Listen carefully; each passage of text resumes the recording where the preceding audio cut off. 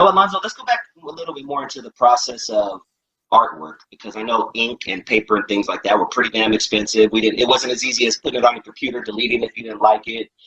Talk to me about the process of the artwork that goes onto your album.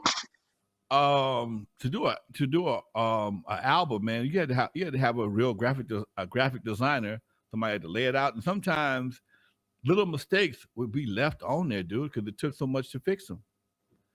Sometimes somebody would leave out a comma or put an A or drop misspelling somebody's name who wasn't that significant. And fuck them, I might go spend another 2 weeks, another week or two trying to get this shit done. Don't worry about it. You don't know how to spell his name, no way.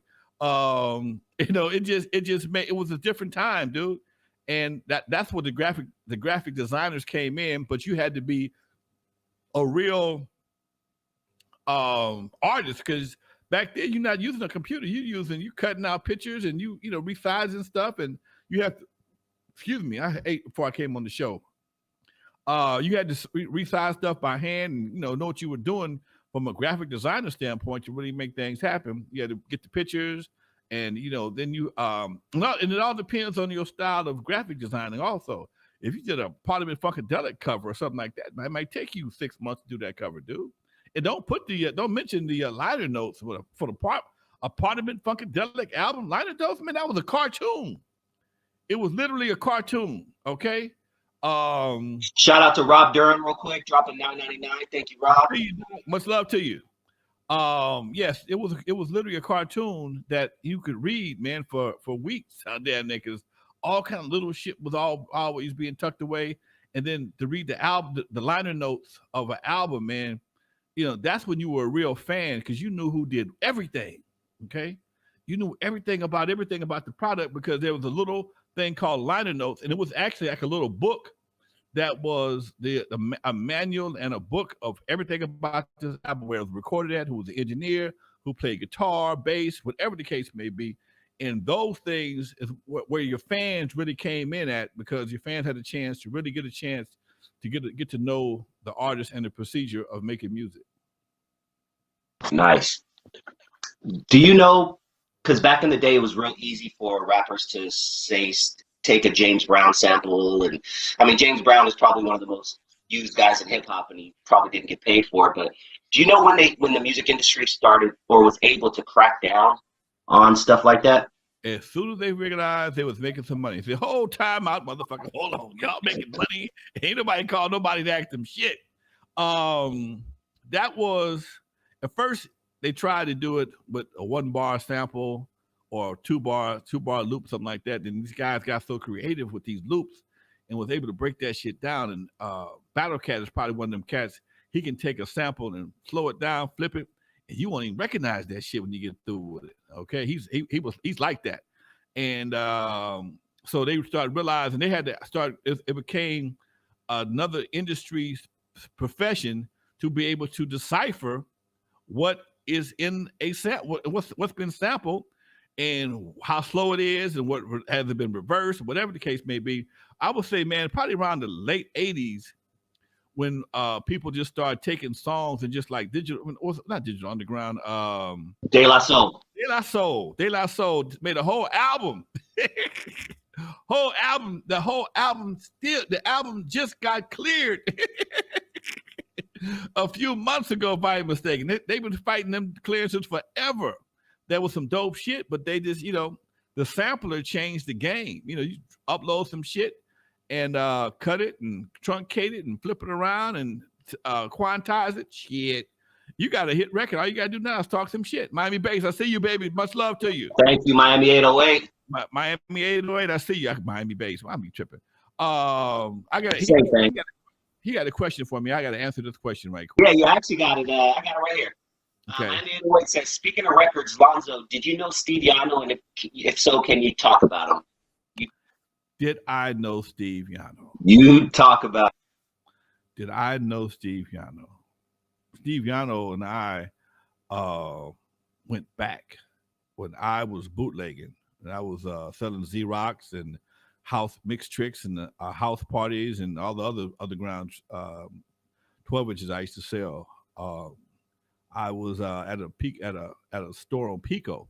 making a delivery, and Steve Yano, I'd never seen him before. I went to the swap meet, didn't pay him no attention.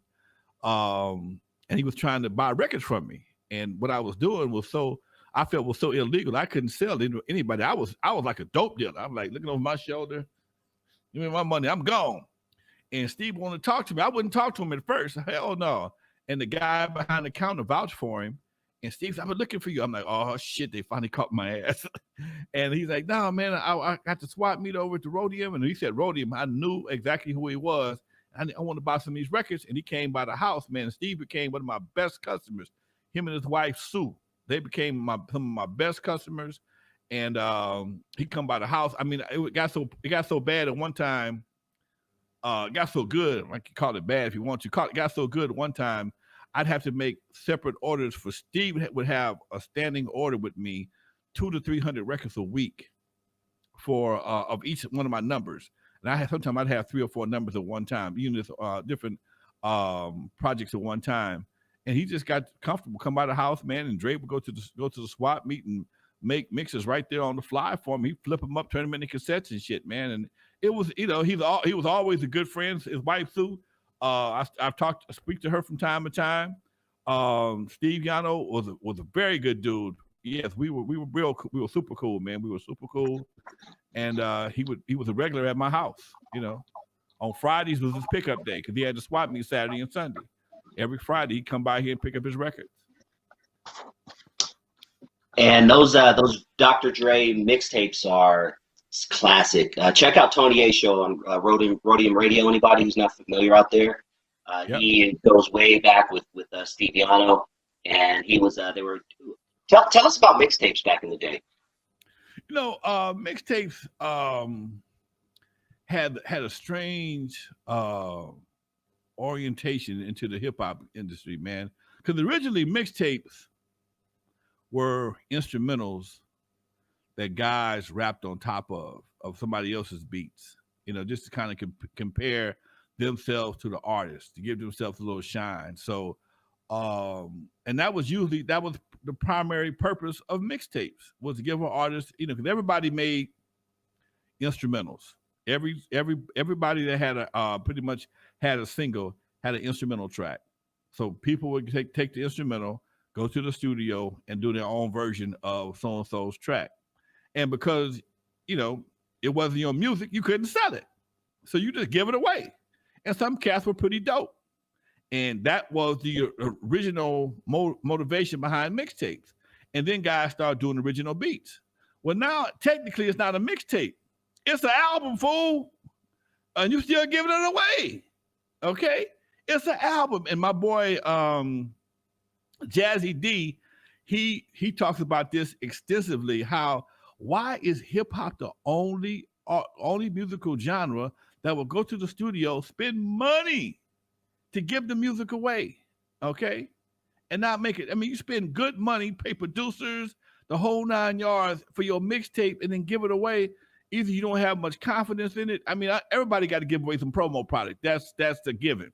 But when you spend money, you only give away so many pieces of product. After that, you got to start selling that shit, okay? Or you just doing it for a hobby, okay? And that's usually how folks get it. And then after, like everything else in hip hop, it just got convoluted, man. The whole terminology, people started doing this shit and they started Drake making mixtape. What Drake making a mixtape for? Lil Wayne got a mixtape. What Lil Wayne got a mixtape for? Just cats do shit, man. Just kind of got screwed up. You want to know? I heard it from a different point of view because I was like, why do they give away so much free music? And then Lil Wayne explained it in an interview, and he said the point of like, say you signed a 7-8 album deal, you have to stretch that out like 8 years or something like that. You can't release like 8 albums in like 2 years and be off your contract quick. Right. So what they're doing is releasing, mixtapes to kind of, I guess, keep their name, fresh and stuff like that. But yeah, they can call it, and they have to call it a mixtape, not an album, because if it was an album, then that would count as an album, one less album on their contract. Does that make sense? Right. That makes sense. It makes a lot of sense because if you go by the record contract, you'll starve to death because they can get pissed at you, hold your stuff up. You get mad at them. You don't want to record, And meanwhile, your shit is going down the tube. So it might not be a bad idea to keep something out there to keep your name in the eye of the public. But again, you're still giving away free music.